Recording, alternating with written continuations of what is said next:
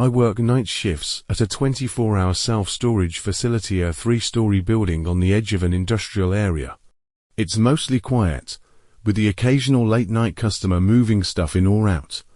My main job is to monitor the place and do regular patrols. It was a Wednesday night, around 11 p.m. I just made myself a cup of black coffee and was heading upstairs for my rounds. As I reached the second floor, the hallway light flickered twice. Nothing unusual, it happens. Still, I paused. That's when I noticed something. Unit number 7 on the left side had its door slightly open. That wasn't right. Company policy says every unit must be locked at all times. I walked up to close the door. Just as I touched the handle, I heard it, a faint whisper from inside. It was low, almost like someone was standing very close, speaking softly. I couldn't make out the words. I immediately turned on my flashlight and shined it inside. The unit looked empty, just a few cardboard boxes and a dusty old table. I stepped in, cautious. The whispering stopped. My heart was racing. I turned to leave, and suddenly heard a soft noise behind me. The plastic sheet covering the table had lifted slightly, like a breeze had passed through. But there was no wind. I walked over and peeled the plastic back. Underneath were some old, yellowed photographs, all in black and white. They showed this very building, but clearly from decades ago. In the last photo, a man in a uniform stood in the exact spot where I was now standing. His face had been scratched out. Before I could process it, slam, the storage door behind me slammed shut. I spun around and rushed to open it, but it wouldn't budge. I pounded on the door and yelled, but no one answered. About a minute passed, then the door unlocked on its own.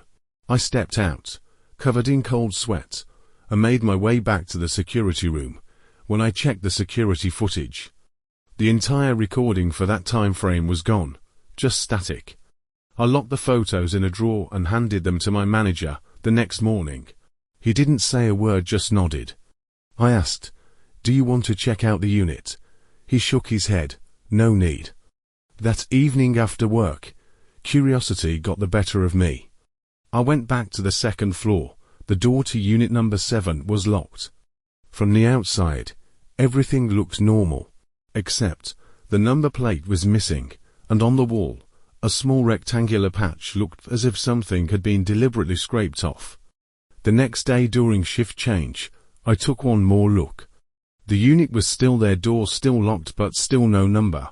Back in the control room, I asked my manager, "Hey, do you know what happened to the door number on unit number 7? He looked genuinely confused. Unit number 7? What do you mean? That row's numbered straight through. There's no gap. I stared at him. He looked calm, blank, like he really didn't know what I was talking about. I let it go. Maybe I messed up, I said. He nodded, turned to make coffee, and it was as if our conversation had never happened. That night, I skipped the second floor patrol. This happened while I was working the night shift at a nursing home in Wichita, Kansas. It was an old red brick building, and I was in charge of overnight care.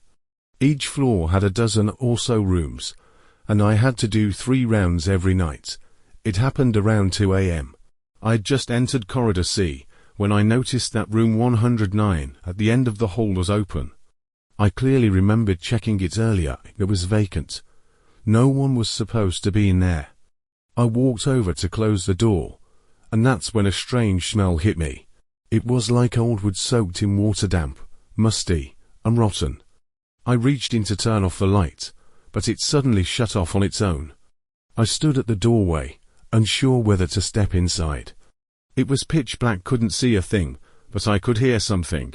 It was faint but distinct, like someone slowly dragging their fingernails across the wall. I switched on my flashlight and shined it into the room.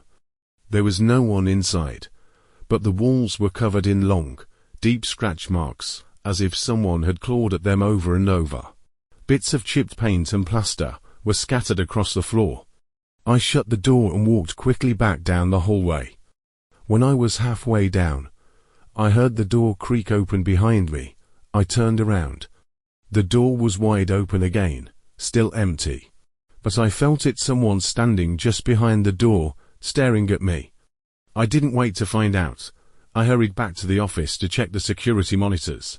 But as soon as I turned on the screen, the feed glitched into static snow, lasting for about 10 seconds before finally returning to normal.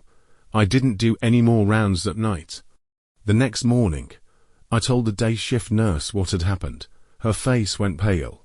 She asked if I was talking about room 109. I nodded.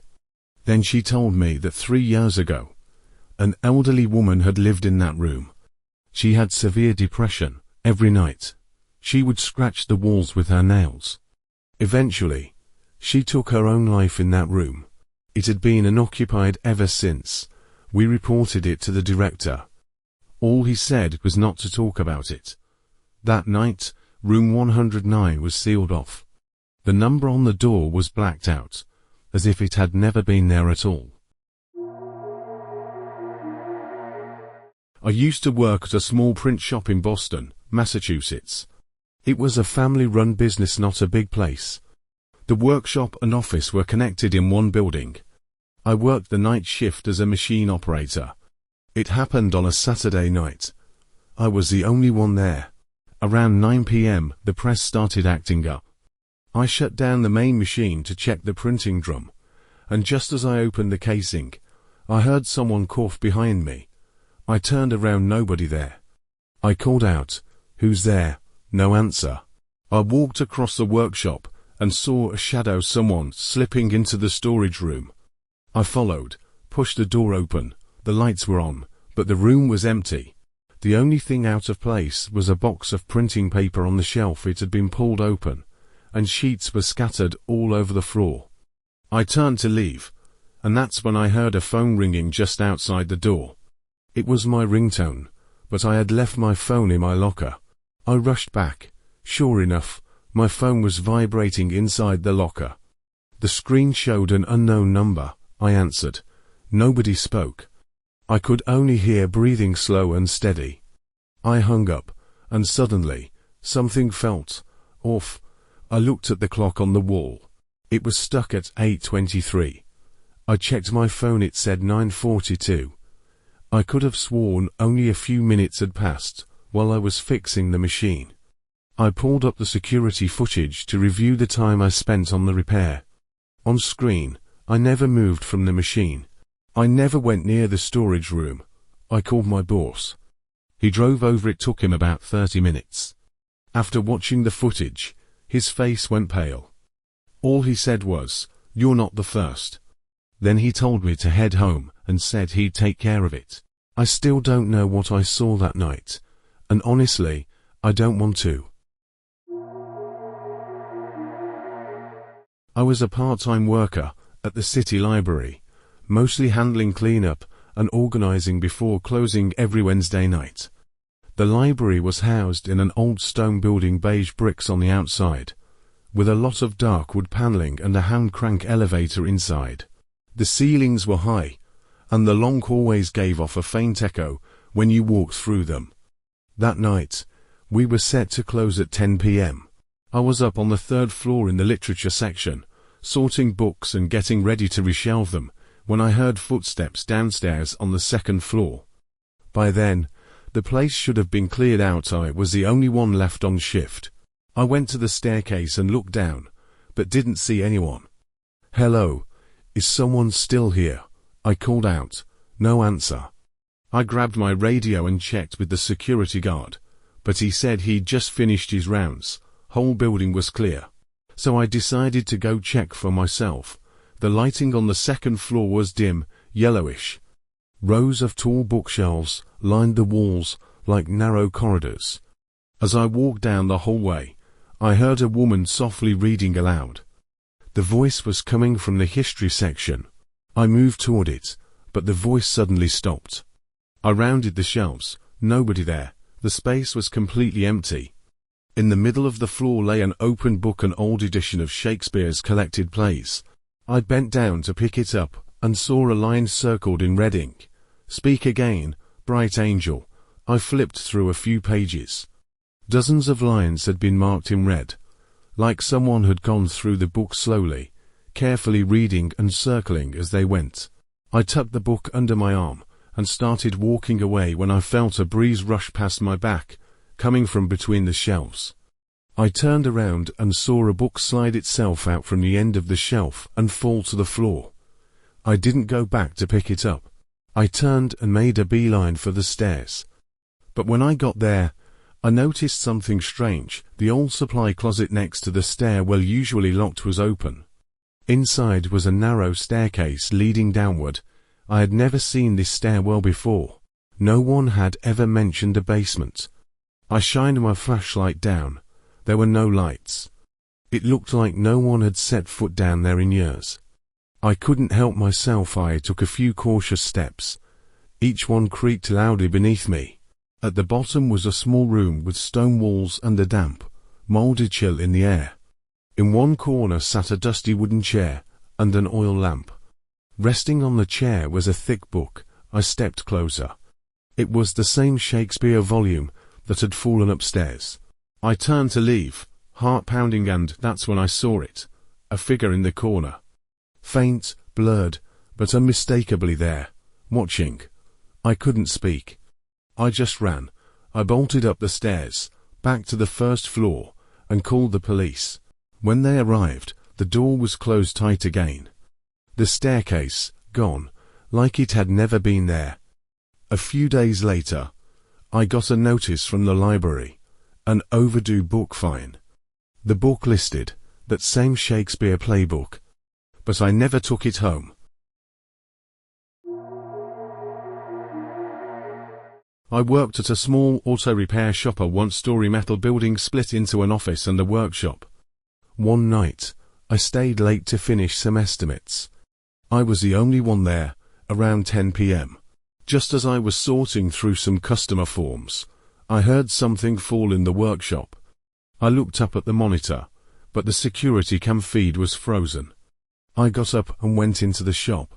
The lights were still on, but it was quiet. Just one car was up on the lift. No one else around. I turned to head back when I heard a man's voice from the tall room to the right. "That's not where it goes." I froze. The voice was low and gravelly, like someone muttering to themselves. I moved closer, cautiously. The tall room door was slightly ajar, so I nudged it open with my foot. No one inside. All the tools were perfectly lined up on the racks except for one missing wrench from the top shelf. I spotted it on the floor, lying right where it would have fallen if someone had knocked it off intentionally. I bent down to pick it up. As I stood and turned around, the car's headlights flashed. That car wasn't connected to any power. I started walking toward it, slowly. Suddenly, the driver's side door swung open. On the seat sat an old newspaper. The front page showed a car crash from 10 years ago. The headline read, "Mechanic crushed to death while working." The photo in the article, it showed the exact same car. I backed away, heart pounding. The hood of the car suddenly popped open with a loud bang that echoed through the shop, nearly knocking me off my feet. I bolted back to the office, slammed the door shut, and called my boss. After I told him what happened, he paused for a moment and asked, "You saw him, didn't you?" I didn't know what to say. He explained that the car had been dropped off months ago and never picked up. Rumor had it this was the same vehicle from that fatal accident years ago. "Why'd you even keep it?" I asked. He replied, "I was waiting to see if he'd come back for his wrench." My hands trembled as I ended the call. From the workshop, I could hear the sound of metal tools clanging together closer and closer. Then the car on the lift roared to life. The engine revved in the empty space, its growl loud and unnatural. I stared at the monitor as the screen began to flicker with static. Amid the digital snow, I could just make out the steering wheel turning on its own like someone invisible was sitting behind it. Then, the door to the tall room creaked open again. A wrench lifted off the shelf and slowly floated toward the car. Just as it was about to touch the metal body, every light in the office cut out. In the darkness, I heard the wrench hit the ground with a sharp clink. Then, heavy footsteps, slow, measured, coming straight toward me. And then ice-cold breath brushed against the back of my neck. A raspy whisper in my ear. You see my wrench? I couldn't move. Suddenly, the overhead light snapped back on, flooding the room with blinding white. I spun around. No one there. Just the office door swaying gently, like someone had just walked through it. The monitors came back to life. The shop lights were all on again. The strange car sat silently on the lift engine off, doors shut like nothing had ever happened. But when I looked down at my desk, there was something new. The missing wrench, resting right on top of my estimate forms. Next to it, a single greasy handprint. I quit the next day. My boss didn't say a word. Just sighed quietly and accepted my resignation.